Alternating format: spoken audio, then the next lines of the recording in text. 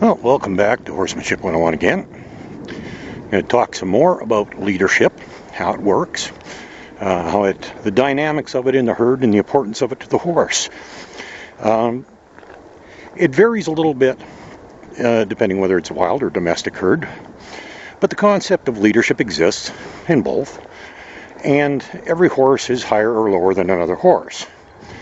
And it's interesting how you can use it because horses like good leadership. It makes them feel good. How it works in a herd is the leader of a herd is responsible for, this would be at a wild herd, they'd be responsible for leading the herd to water, food, and watching out over it, protecting it from predators, things of that nature. So if there's a strong leader in the herd, the other horses feel safe. And when they feel safe, they're calm and they're relaxed. Now, most people know that, horses can occasionally be kind of flighty animals. They're very nervous, high-strung. It's their nature. It's their instinct to survive. That's how they stay alive, is by being nervous and watching out for dangers. And that's a very normal thing. However, if they have good leadership, they're less prone to be like that. If they have a strong leader that they know is going to keep them safe, they're going to be a lot calmer and a lot more relaxed. Now, this big fella right over here, he's a Belgian. Now, first time I met him, he's got a little harem, and I suspect it's these ones that are hanging out with him. First couple times I met him, he's a little pushy, he likes to get in your face. All the horses here are pretty social, but they don't all have good manners. And he immediately walked up in front of me when I came out here the first time I came out to get another horse. He stepped up right in front of me. At that point, I had two choices. I either went around him or I made him move. So those are the only two options. And if I go around him, then he's controlling me. He's making me move. If I make him move, then I'm controlling him and I'm the higher horse. And you don't necessarily have to be the leader, but you do have to be a higher horse. Now, you'll notice this guy isn't coming over to me now, because we've had a couple of encounters now that says, no, you don't crowd me. You stay out of my space. I'm higher than you. Because the very first time that he stepped in front of me, I made him move. And in spite of the fact that he's pushing 2,000 pounds, I can still do that. And it's really quite simple, especially now that he sees the lead in my hand. He knows he'll move. See, he's backing up. All right, where you go, buddy? Good boy. No, he'll move for me. And that's what you want. And what's interesting is that because he is one of the higher horses here, it actually was kind of fortuitous that it worked out that way, because it wasn't long after that I was walking up between the arena and the barn, and he saw me and stopped in his tracks, and he had his little harem with him, and they all stopped too, because they were following his lead, because he was their leader, but I was leader over him, so he stayed out of my way. So I didn't even have to train the other horses. I just had to train him that I'm higher than him, and now the other horses all respect me the same way. Now, even my own horse here, she's keeping her distance. She knows better than to enter into my space without permission. The other one over there, same thing. They will not come into my space without permission. Now, a lot of people ask me, how do you do it? And that's one of those hard questions to answer. And I've heard people say that if you can't explain what you're doing, you don't know what you're doing. I don't think that's necessarily true, because if somebody has never had an orgasm in their life, it would be really hard for you to explain to them what it's like. Okay, I know that sounds a little vulgar, but hey, get over it. We're all adults here, and not too many people haven't experienced that. But it's one of those things that not everything is easy to explain. Some things you just do. But I'll tell you what, a couple of the things, the key factors are, first off, it's attitude. When I step through this fence and come in here with these horses, now there's a lot of horses in here. This is only a part of the herd. The rest are out front. And it's for my own safety that I establish my leadership, because if I don't, there's a good chance that I could get pushed around by half a dozen horses, eventually get knocked down or tripped or something, and then get stepped on, and I'm dead. And I'm not interested in that. I'm interested in safety. Safety is very important to me. And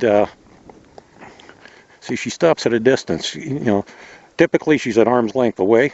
That's pretty normal. But I'll come into her bubble. I'm allowed to do that because I'm the higher horse.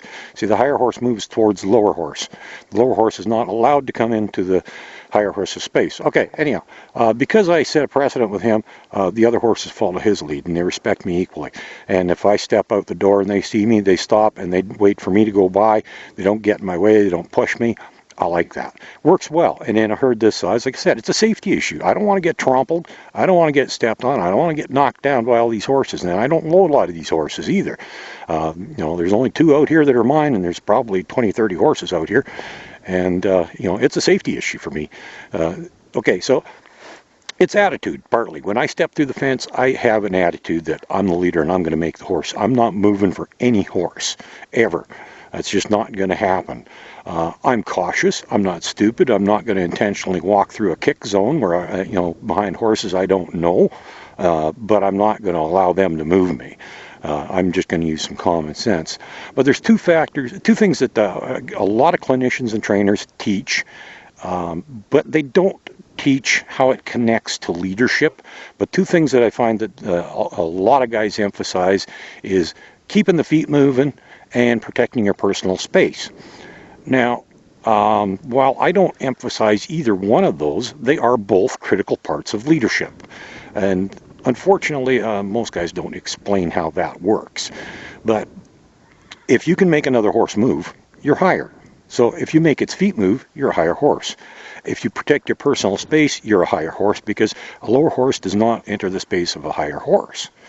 And those are 2 very common things.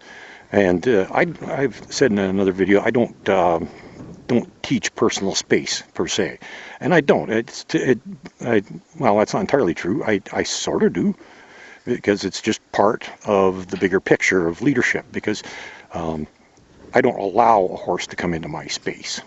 It's simply not going to happen. Okay, so horses don't get to move me. I move horses. Simple as that. It's not a case of being a bully, being a control freak or anything like that. I talked about that before.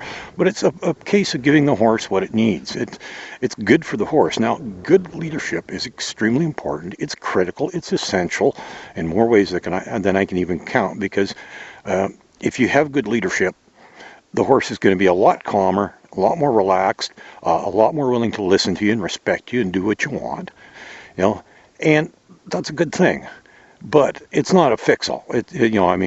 Leadership in itself, good leadership in itself, is not going to fix any problems, but it's pretty much essential if you do want to fix problems, because there isn't much you can do without it.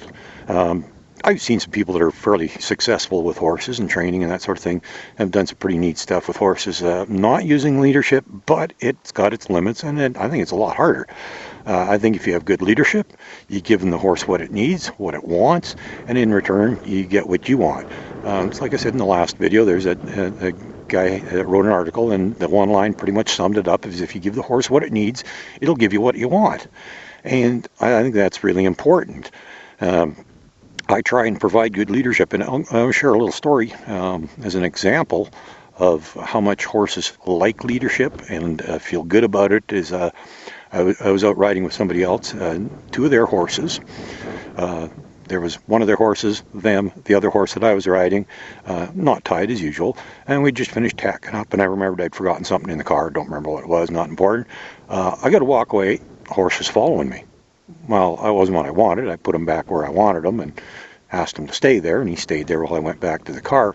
But I started thinking about it afterwards. Why did he follow me? Because his owner obviously had ridden him a lot more than I had. I had ridden him a few times, spent a little time with him as well. But they'd had him for a couple of years. They'd ridden him quite a bit. But when I walked away, that horse followed me. His pasture buddy and his owner were both standing there. He would have been, you'd think he would want to be with them. No, he followed me because I was a much better leader than his owner, and he felt comfort being with me. Because leadership isn't about dominance. It's not about control. It's about giving the horse what it needs. And by providing good leadership, you make a happy horse. And that's one of the essences of doing it and why it's so important, because it makes your horse happy, it makes it calm, it makes it compliant. There's just no downside to it. There really isn't. And I did another video that demonstrated what happens if you're not a good leader, and if you aren't a higher horse and you try telling your horse to do something, you're going to get hurt. I showed one horse that had a big chunk of hair missing off the side of him because he had tried to tell another horse what to do, and he was not the higher horse. And so he ended up getting bit and a big chunk of hair removed. And that's what happens. It's a safety issue. Good leadership is primarily a safety issue. Secondly, it is probably the most powerful tool in your toolbox when it comes to training or handling or riding a horse. If you can't be a good leader, you're probably going to fail miserably, or at the very least, you're going to struggle. It's going to be tough. You're going to have problems. It makes the horses just so much easier to work with if you are a good leader. And it is something that it's partly like there's a saying, if you want to change a horse, you got to change you. And in order to be a good leader for your horse, you have to work on you, your self-confidence. There's a lot of personal growth that is necessary in order to be a good leader, but being a good leader is absolutely essential, because when you're a good leader, they trust you, and you can do whatever you want with them.